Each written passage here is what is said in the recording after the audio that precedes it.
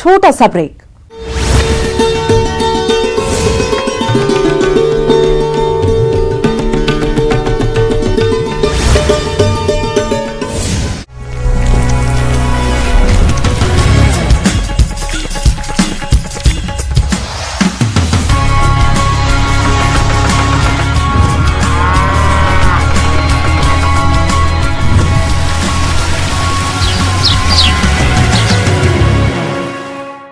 Break के बाद आप सभी दर्शकों का अन्नदाता कार्यक्रम में स्वागत है।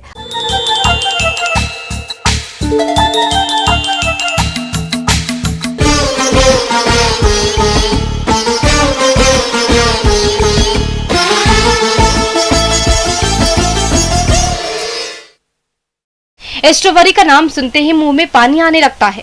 आमतौर पर स्ट्रॉबेरी की खेती ठंडे प्रदेशों में होती है, लेकिन अब कुछ खास प्रबंधनों को करके इसकी खेती पानी की उपलब्धता वाले सभी स्थानों पर की जाती है। राजस्थान जिला जयपुर के गांव भालोजी की एक महिला टीचर अनीता देवी मीणा ने अपने खेत में स्ट्रॉबेरी की खेती की है, जो कि इस फसल को लगाकर काफी खुश नजर आ रही है। तो क्या है उनकी सफलता का राज, आइए जानते हैं खुद उन्हीं से।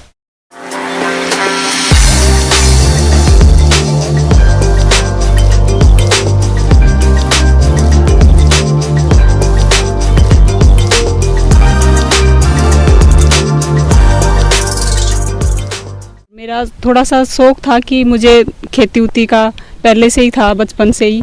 तो मैंने एक फार्म हाउस बनाया है यहाँ भालोजी के पास में। उसमें मैंने ये स्ट्रॉबेरी के पौधे लगाए।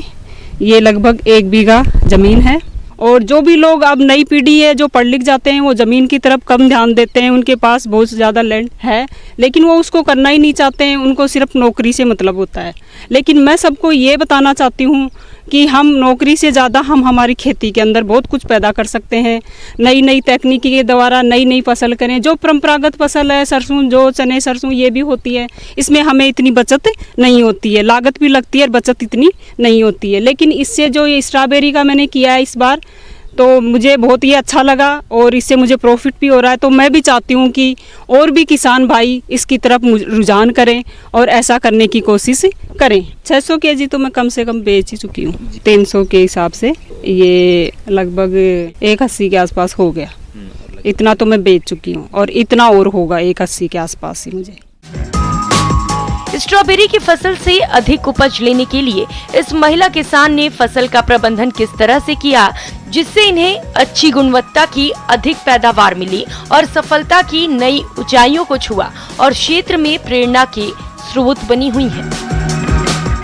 और इसमें मैंने पौधे लगाए तो उससे पहले मैंने ज़मीन को तैयार करवाया अच्छे से, फिर उसमें बेड वगैरह बनवाए। तो एक बेड की दूरी लगभग 100 मीटर है और इसमें बेड से बेड की दूरी 1.5 फीट है। और उस एक बेड के ऊपर मैंने जो पौधे लगाए हैं वो 1 फुट की दूरी है।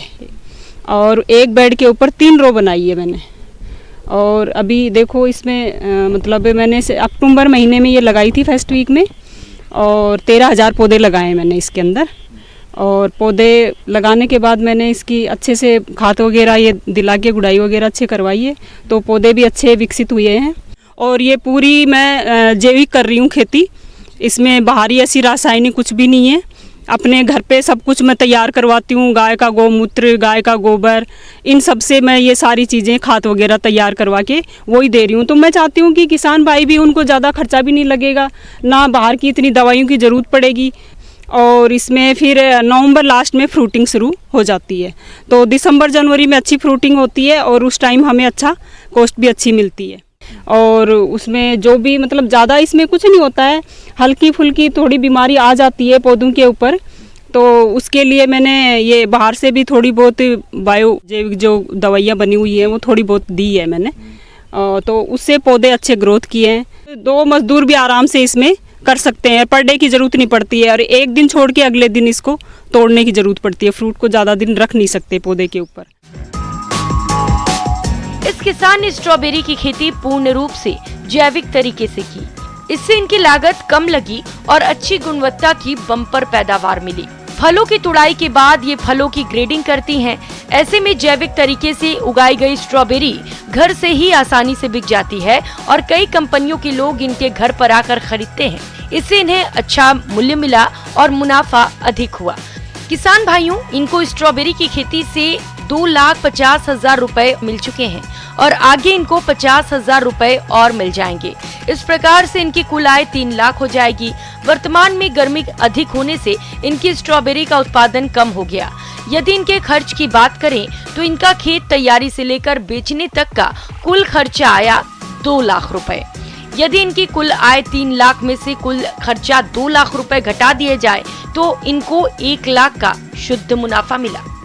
और मैं ये चाहती हूँ कि सभी किसान भाई ऐसी खेती करें। जो हम परंपरागत जो खेती कर रहे थे उस खेती से तो हमें इतना मुनाफा नहीं हो रहा है और लोगों की सोच भी ये है कि खेती के प्रति उनका रुझान ही नहीं है। लेकिन मैं सबको ये बताना चाहती हूँ कि खेती से हम बहुत कुछ पैदा कर सकते हैं और हम एक नए तरीके से कोई भी नई तकनीक अपनाएंगे। आजकल नई नई विधियाँ आ रही हैं, उनके द्वारा हम थोड़ी सी ज़मीन में भी बहुत कुछ पैदा कर सकते हैं।